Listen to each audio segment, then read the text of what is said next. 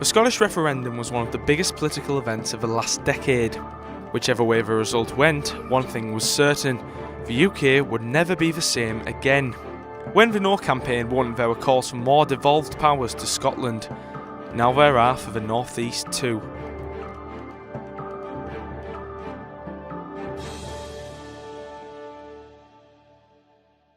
In 2004, a local referendum took place to build a unified assembly in Newcastle.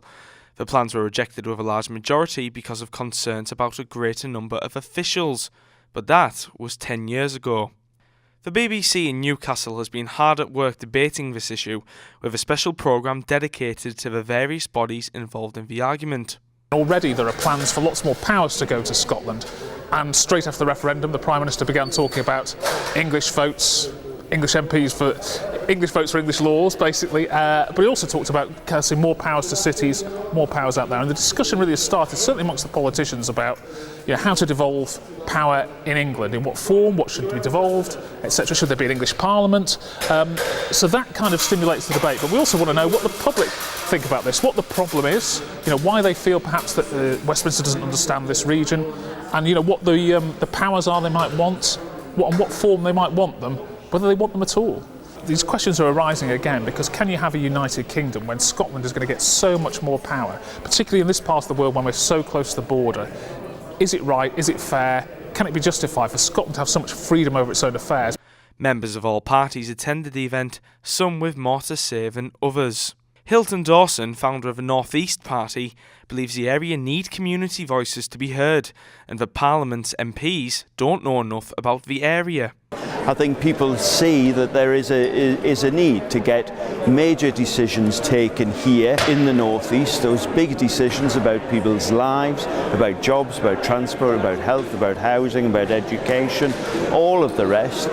We think that there are successful models already in the UK, in Scotland and Wales, that we simply need to learn from and not ignore and try and impose undemocratic structures and unworkable ways of doing things on the English regions. We know from the example of Plaid Cymru and the Scottish National Party that parties can be built, challenges can be made, and we will hit the Westminster parties where it hurts, at the ballot box.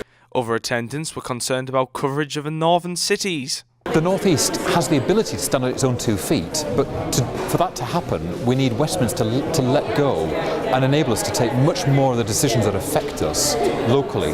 And that's about powers and responsibilities, but in particular, much greater determination locally of how public spending is made. And by doing that, we can get greater efficiencies, more people into jobs, more prosperous economy, and I think better overall for the region.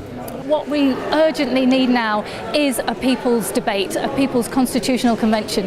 That's what changed things in Scotland in the 90s. There was a convention that came up with the blueprint for a Scottish Parliament, and when it was then voted on after the debate, people voted for it, and now they want more powers. So that's what has to happen in the North East. There has to, and across England and all the regions, that people need a say, not just the currently elected politicians, representatives of big organisations. The North East is at the heartland of British industry, and in the past 5 years Middlesbrough Council have been investing millions of pounds to try and give it a sense of independence with projects such as the Transporter Bridge and Terminus. But it's not just the politicians that care, and there are now hundreds of people out there in the Tyne and the Tees that are starting their own personal protests against the Parliament and central government. Les Hodge, the former Labour chairman of Thornaby Council, is next year standing as an independent as a stand against mainstream politics. My priority is the residents of where I live, where I am. Thornaby is a nice place. It's got some real old-fashioned values. The fact that it was an airfield, Thornaby was extended and all the rest of it. So it has got some good history. But the thing is, though, there's a lot of Thornaby people like myself, moved into Thornaby. I've been here now for about 20 years, and I've got no intentions of moving. This is home. And I do find that a lot of people feel like that. They've moved in, and we like it here. And Yeah, I mean, if I could actually get in as a local councillor, then I would be happy with that. What happens next is still to be decided. But with links between the North East and business in Scotland, it seems there may be opportunity long term for the region to take an independent direction.